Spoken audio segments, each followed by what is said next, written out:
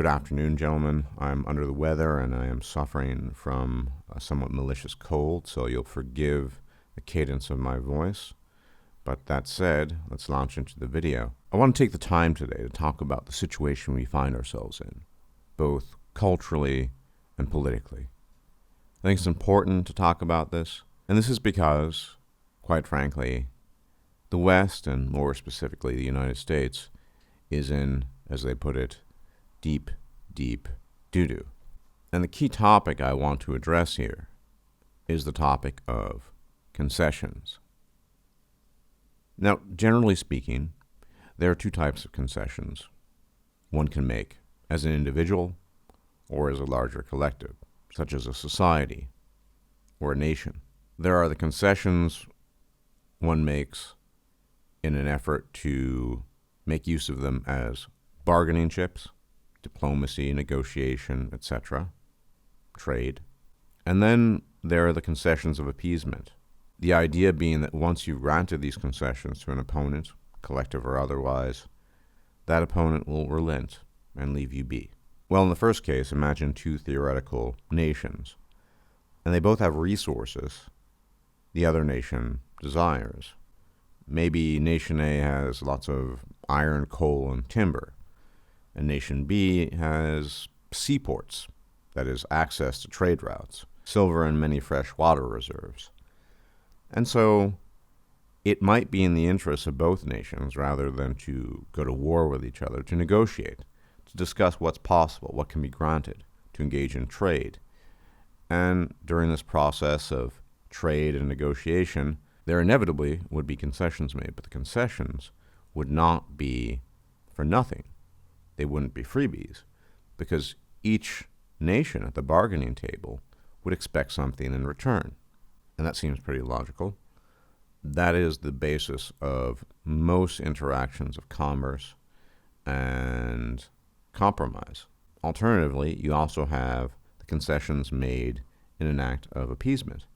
Now, a historical example of this, of course, would be the very famous or infamous example of the Munich Agreement, where a collective of European nations decided to grant Adolf Hitler's claims to the Sudetenland in Czechoslovakia, thinking that it would halt his ambitions, but later on he violated the agreement and expanded beyond that.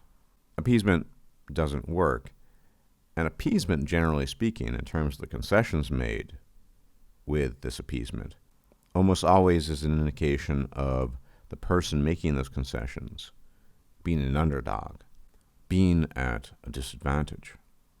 And basically, when you boil it down, those are the two types of concessions made. Concessions that are fruitful, profitable, and interesting to two or many parties, or the concessions that yield nothing. So if we were to fast forward to the present, and specifically to the United States, which is currently the place of arguably greatest concern in the West, one needs to ask oneself, which types of concessions are being made even as I speak? Well, it probably doesn't take much thought or reflection, but the concessions being made to semi-organized thuggery are not the concessions of the negotiator or the concessions made to strike up a trade deal. No, these are concessions of appeasement. And as we know from history and fantasy, appeasement does not work. And that's the bottom line here. We have seen in the previous weeks a complete dislocation of law and order, refusal to enforce law and order, in some cases complete silence on the matter, and in even rare cases justification for violence, looting, destruction, etc. On top of that, we have seen politicians bend the knee. We've seen actors do the same.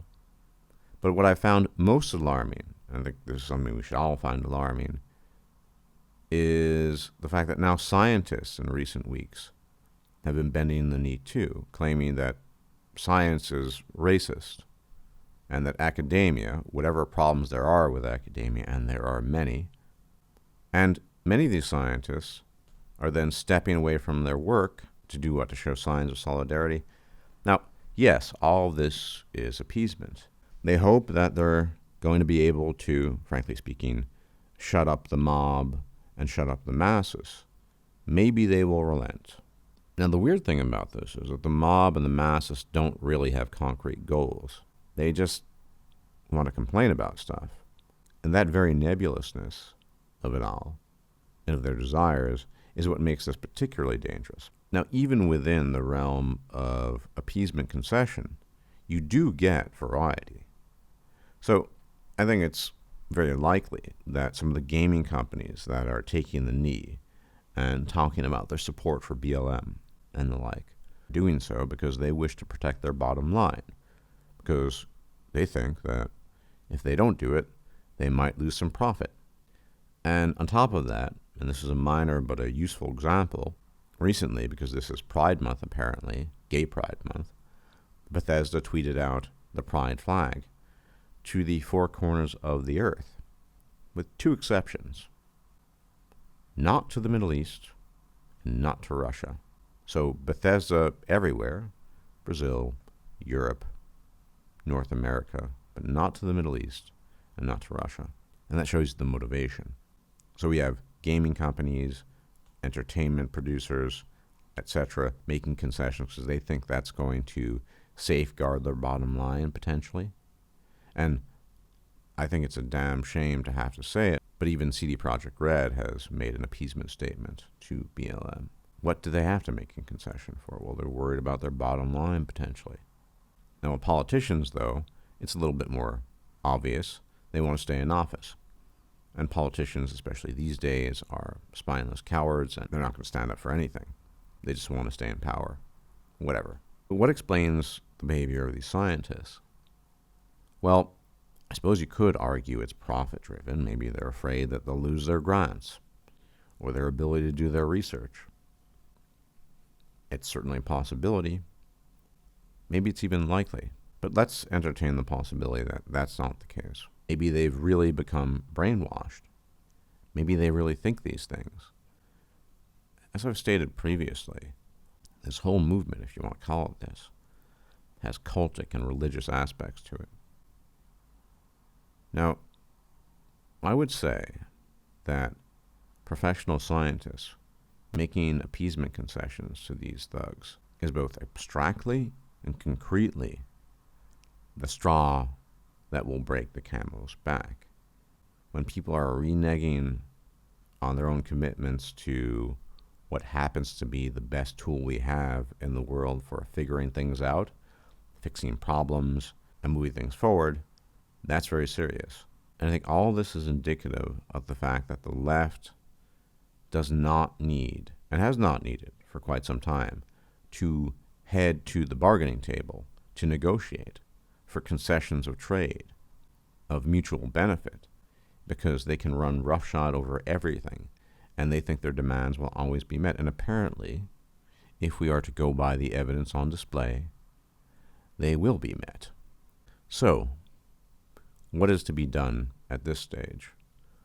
There's not much to be done at the level of individuals, I think, and that's not what this video is about. I have a separate video that will address some of the issues that arise for individuals in troubling times such as these.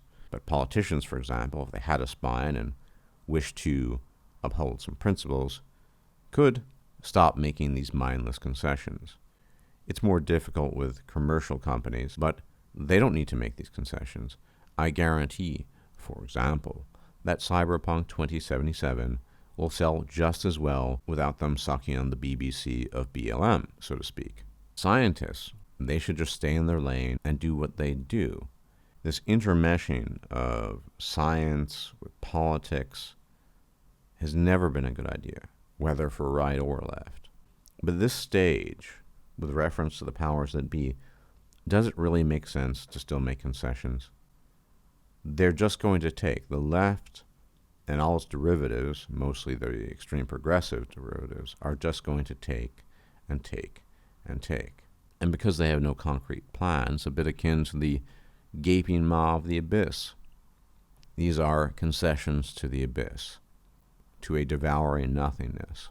And at some point in time, somebody, or some collective, needs to stand their ground and stand up to them. Because if everything is done in a gesture of appeasement, what will be the net result? Destruction. Destruction of institutions, physical destruction of buildings, violence, death, lots of bad stuff. So somebody needs to put their foot down. It's astonishing how far things have come, granting every concession to the left possible. And now probably the worst state, specifically in the United States, we have borne witness to in decades, allowing manifest crime to take place, ignoring it, and in some cases, outright excusing it. Well, the time has come for those in power who don't agree with this to lose their fear and stop making these concessions. You cannot appease tyrants, and you cannot appease the gaping maw of the abyss. It is infinite. Anyway, gentlemen, hope you have a decent weekend, and I will check you out later. As always, may the gods watch over you. Bye-bye. If you liked this video, please like, share, and subscribe. And if you enjoy my content, please consider making a donation or becoming a patron. Thanks for watching.